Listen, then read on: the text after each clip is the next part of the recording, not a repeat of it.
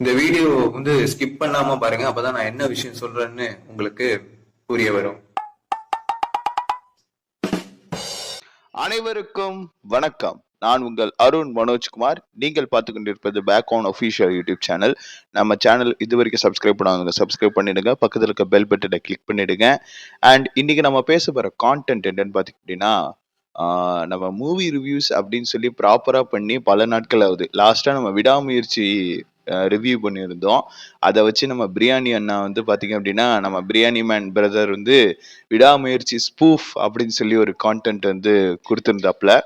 Literally பாத்தீங்க அப்படின்னா, மகிழ் திருமேனி அவர்கள் இந்த வீடியோவை பார்த்தாக்க இனிமே டைரக்ஷனுமே பண்ணக்கூடாதுரா அப்படிங்கிற அளவுக்கு வெறுக்கிற அளவுக்கு தலைவன் பர்ஃபார்ம் பண்ணி வச்சிருக்காப்புல. அதுவும் ஒவ்வொரு அந்த படத்துல இருக்கிற ஒவ்வொரு காட்சிகள்லயும் இருக்கிற லாஜிக்கல் எரரை பாத்தீங்க அப்படின்னா தலைவன் அப்படியே எடுத்து அதை ஸ்பூஃப் வீடியோவா போட்டிருந்தாப்புல. அதாவது the OG 1 kg biryani is back அப்படிங்கிற மாதிரி 1 kg பிரியாணின்னு ஒரு டீம் ஒன்று இருந்துச்சு.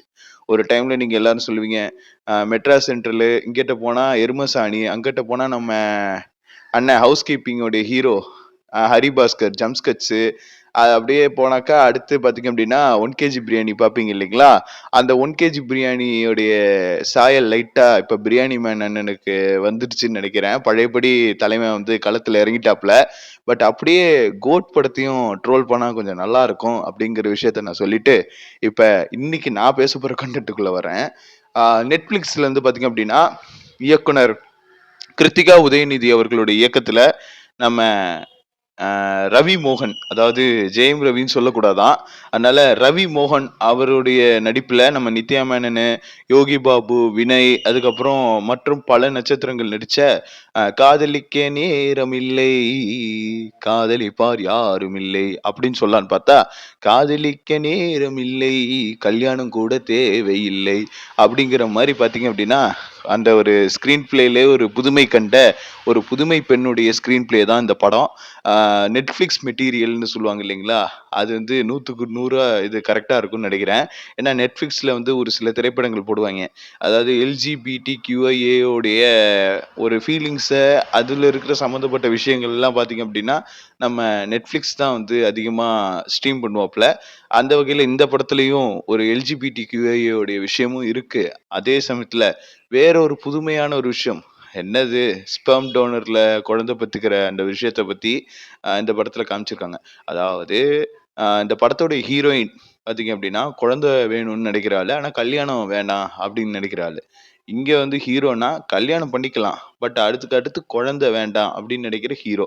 பாத்தீங்களா, எல்லாத்துக்குமே விர்ச்சுவலி ஆப்போசிட்டா இருக்கக்கூடிய ரெண்டு துருவங்கள். இவங்க ரெண்டு பேருக்குள்ள இருக்கிற அந்த காதல் மலரும் காட்சிகள், காதல் ஏற்படுற காட்சிகளை வச்சுதான் படம். ஓகேங்களா, ரெண்டு பேருக்குமே ஆல்மோஸ்ட் மேரேஜ் கட்டத்துக்குள்ள போற பே பாத்தீங்க அப்படின்னா ரெண்டு பேருக்குமே பிரேக்கப் ஆகுது, அதாவது மியூச்சுவலா.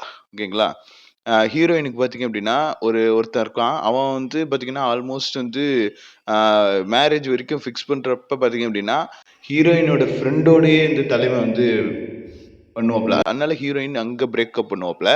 மீன்வைல் அப்படியே பார்த்தீங்கன்னா பேரலா நம்ம ஹீரோக்கு ஒரு பிரேக்கப் நடக்கும்.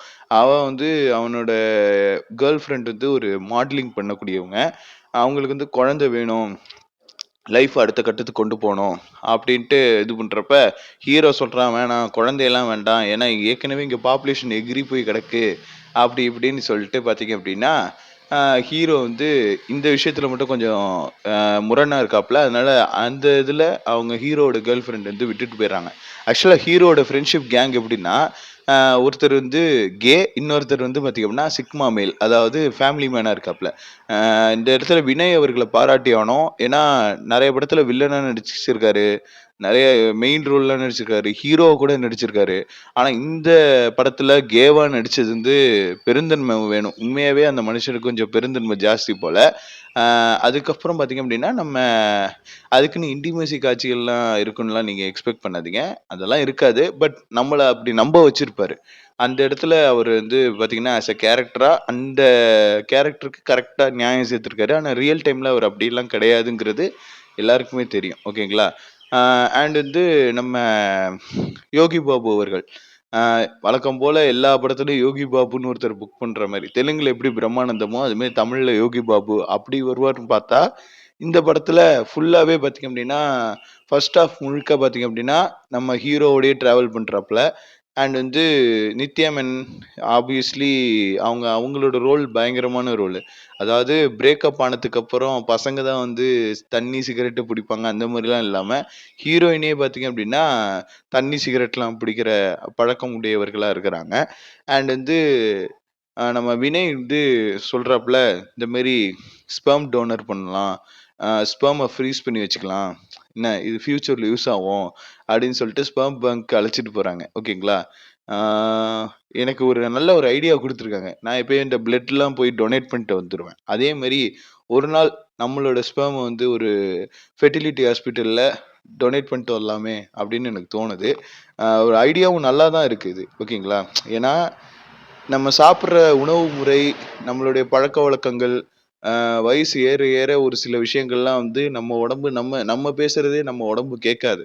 அப்படிங்கிறப்ப, நம்ம இப்ப ஆக்டிவா இருக்கிற இந்த டைம்லயே வந்து அத ஸ்டோர் பண்ணி வச்சிருந்தோம் அப்படின்னா, மேபி ஃபியூச்சர்ல நமக்கும் தேவைப்படும். ஓகேவா? அப்படிங்கிற ஒரு விஷயம் எனக்குள்ள ஐ பெர்சனலி தாட். ஆனா ஃபெர்டிலிட்டி ஹாஸ்பிட்டல்ல இருக்கிற சில ரூல்ஸ் அண்ட் கண்டிஷன்ஸ் என்னன்னா, அந்த ஸ்பெர்ம் யாருக்கு டொனேட் பண்றாங்களோ அவங்க பேர வந்து வெளியில சொல்ல மாட்டாங்க. அது மாரி யார் டோனர் பண்ணா அப்படிங்கிறதையும் சொல்ல மாட்டாங்க. அதாவது டோனருக்கும், ரெசிப்டன்ட்டும் பார்த்தீங்க அப்படின்னா 2மே ரகசியமா தான் இருக்கும். ஓகேங்களா? ரைட். அப்புறம் வேற என்ன? ஆஸ் யூசுவல் ஒரு லவ் ஸ்டோரி. அப்படியே பார்த்தீங்க அப்படின்னா, செகண்ட் ஹால்ஃப் வருது. செகண்ட் ஹால்ஃப்லேருந்து அடுத்து பார்த்தீங்க அப்படின்னா, அந்த ஸ்பெர்ம் மூலியமா அந்த டெஸ்ட் டியூப் மூலியமா பிறந்த குழந்தை பேரு பார்த்திவ். பையன். ஓகேங்களா? அவன் வந்து ஸ்கூல் பையனா இருக்கான். ஃபுட்பால் விளையாடக்கூடியவனா இருக்கிறான். அதுக்கப்புறம் பார்த்தீங்க அப்படின்னா, லைட்டா "என்றென்றும் புன்னகை" படத்த பார்த்த மாரி லைட்டா ஃபீல் ஆவுது. அப்புறம் பார்த்தீங்கன்னா, திடீர்னு வந்து கிளைமாக்ஸ்க்கு முன்னாடி ஒரு 40 நிமிஷத்துக்கு முன்னாடி நம்ம யோகி பாபுக்கு ஒரு ரோல் குடுக்கணுமேன்ட்டு திடீர்னு பார்த்தீங்க அப்படின்னா, ஹீரோவுடைய கேர்ள் ஃபிரெண்ட வந்து லைட்டா ஒரு கேமியோ அப்பியரன்ஸ் குடுக்குறாங்க. இதே மாரி ரியல் டைம்ல நடந்தா கடுப்பா தான் இருக்கும். அதே கடுப்பு தான் எனக்கும் இருந்துச்சு அந்த படத்த பார்க்கும்பொழுது. ஹீரோவுக்கும் அதே கடுப்பு தான் இருந்துச்சு. இருந்தாலும் கூட ஹீரோயினுக்கும் லைட்டா ஹீரோ மேல இன்ட்ரெஸ்ட் இருக்குங்கிற ஒரு விஷயத்த கன்வே பண்றதுக்காக அந்த கேமியோ அப்பியரன்ஸ் கொண்டு வந்தது ரொம்ப ஆச்சரியமாவும், ரொம்ப நல்லா பிரில்லியன்ஸியும் நான் இதுல பார்த்தேன். ஓவராலா இந்த படத்த பார்க்கும்போது சச் அ ஒரு ஃபீல் குட் மூவி. பட் கொஞ்சம் அடல்ட் கன்டென்ட் தூக்கலா இருக்கும். அதனால குழந்தைங்க இதெல்லாம் பார்க்குறாங்க அப்படின்னா, கொஞ்சம் பேரன்டல் கைடோட பார்க்குறது நல்லது. ஓகேங்களா? அதாவது யூ கிராஸ் ஏ 16+ங்கிற கேட்டகரியில இருக்கிற இந்த திரைப்படம். இத நீங்க Netflixல பார்க்கும்பொழுது, தயவு செஞ்சு குழந்தைங்களுக்கு ரொம்ப அதாவது பேரன்டல் கண்ட்ரோலோட இந்த படத்த பார்க்குறது நல்லது. ஏன்னா, அவ்வளோ விஷயங்கள் கொஞ்சம் அடல்ட்ரியா தான் இருக்கும். ஓகேங்களா?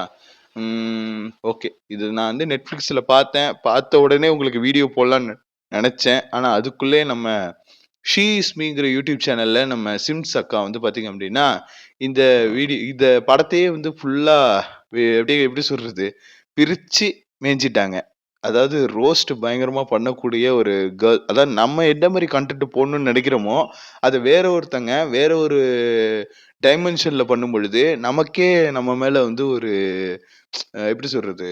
நமக்கே நம்ம மேல "நீ இன்னும் என்னடான்டா பண்ணிட்டு இருக்கிற YouTubeல?" அப்படின்னு நமக்கே நம்ம மேல கேள்வி கேட்கிற மாரி ஒரு ஃபீல் குடுக்குது. "அக்கா நல்லா பண்றீங்க." அதாவது என்னோட வயசு கம்மி தான் அந்த பொண்ணு. ஆனா நான் தங்கச்சின்னே கூப்பிட்டுக்கிறேன். "தங்கச்சிம்மா, ஷி இஸ் மீ நல்லா போயிட்டுருக்கு. சூப்பரா பண்ணிட்டுருக்கீங்க. 31K ஃபாலோவர்ஸ் நீங்க கெயின் பண்ணியிருக்கீங்க. இப்ப நானும் அதுல ஒருத்தன். ஸோ இன்னும் நெறைய இன்ட்ரஸ்டிங்கான திரைப்படத்த பயங்கரமா கூறு போடுங்க. அண்ட் நம்மள மாரி ஓடிடில ரிலீஸ் ஆனதுக்கு அப்புறம் தான் அக்கா வச்சு செய்றாங்க. ஓடிடில மட்டும் இல்ல, ஹெச்டி பைரசில வர்றதையும் ரோஸ்ட் பண்ணிட்டு இருக்கீங்க. கொஞ்சம் பார்த்து யூஸ் பண்ணுங்க. யாராவது வேண்டாத பயப்புள்ளைகள்லாம் பார்த்து, ஆ இது அந்த படத்துலேருந்து தூக்கிட்டாய்ங்க, இந்த படத்துலேருந்து இந்த சீன தூக்கிட்டாய்ங்க அப்படின்னு சொல்லி காப்பிரைட் கீப்பிரைட் வந்துற போது. கொஞ்சம் பார்த்து யூஸ் பண்ணிக்கோங்க. ஐயா, பெரிய பாயோட இசைய பத்தி பேசாம எப்படி? காதலிக்க நேரமில்லை அப்படிங்கிற அந்த டைட்டில் கார்டு ஓபன் பண்றதுலேருந்தே நம்ம பெரிய பாய் வந்து ஸ்டார்ட் பண்ணிட்டாப்ல அந்த பிஜிஎம். வேற லெவல்ல ஹம்மிங்ஸ் அங்க இங்கன்னு போட்டு நம்ம ஸ்ருதிஹாசன் மேம் வந்து பாட வச்சிருப்பாங்க, ஒரு பிரேக்கப் சாங் ஒன்று பாட வச்சிருப்பாங்க. அண்ட் வந்து ஒரு வேக்கப் சாங்கா பார்த்தீங்க அப்படின்னா, அந்த படம் லாஸ்டா டைட்டில் எண்டு கார்டு முடியிறப்ப பார்த்தீங்க அப்படின்னா, அந்த யூடியூப்ல ரிலீஸ் ஆன ப்ரொமோஷன் வீடியோ வந்து அப்படியே போட்டு, "என்னை இழுக்கிறாய்" சாங் அந்த வெர்ஷன் போட்டிருந்தாங்க. அப்புறம் மூவி வெர்ஷனா பார்க்கும்போது, இன்னும் கரெக்ட்டா ப்ராப்பரா பிளேஸ் பண்ணியிருக்கலாம் அப்படின்னு எனக்கு தோணுச்சு. அது ஒண்ணே ஒண்ணு. பட் அந்த சாங் தான் அந்த காதலிக்க நேரமில்லை திரைப்படத்தையே அறிமுகப்படுத்தின ப்ரமோஷன் சாங்கா அமைஞ்சுது. அந்த விஷயத்துல பெரிய பாய் வந்து வேற லெவல் பண்ணிட்டாப்ல. அஹ் அதாவது அந்த பாட்டை கேட்கறதுக்காகவும் அந்த பாட்டை விஷுவலா எப்படி கன்வெர்ட் பண்ண போறாங்க அப்படிங்கிறதுக்கான எக்ஸைட்மெண்ட்லயே நிறைய பேர் தியேட்டர்ல போய் பார்த்துருப்பாங்க. லைட்டா ஒரு சின்ன ஏமாற்றம் மட்டும்தான் இருந்துச்சு. பட் நம்ம அன்பார்ச்சுனேட்லி தியேட்டர்ல பார்க்கல. நம்ம வந்து நெட்ஃப்ளிக்ஸில் பார்த்தோன்னே ஓகே நமக்கு இது சில்லா எடுத்துக்கிட்டேன். நான் அதை உட்காந்து சில்லா எடுத்துக்கிட்டேன். ஏன்னா நெட்ஃப்ளிக்ஸ் அண்ட் சில் பண்ற கப்புள்ஸ் மத்தியில நெட்ஃப்ளிக்ஸை வீடியோ பார்த்துட்டு நாங்கள் வந்து நெட்ஃப்ளிக்ஸில் இருக்கிற படத்தை பார்த்து சில் ஆகிட்டு நாங்கள் வாழ்ந்துட்டு இருக்கிற பரம்பரையை. ஸோ புரியும்னு நினைக்கிறேன். அவ்வளோதான் மக்களே, அவ்வளோதான் மக்களே.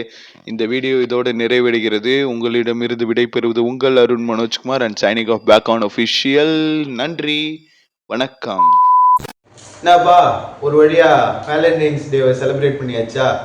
எல்லாருமே தன்னுடைய லவ்வருக்காக வந்து கேட்பெரி டைரி மில்க்கோ இல்லை மில்கி பாரோ கொடுத்து இம்ப்ரெஸ் பண்ணுவாங்க. ஆனால் சிங்கிள்ஸ் எங்களை மாதிரி சிங்கிள்ஸாக இருக்கிறவங்க நாங்கள் 5 ஸ்டார் சாப்பிட்டு நாங்கள் என்ஜாய் பண்ணோம். ஸோ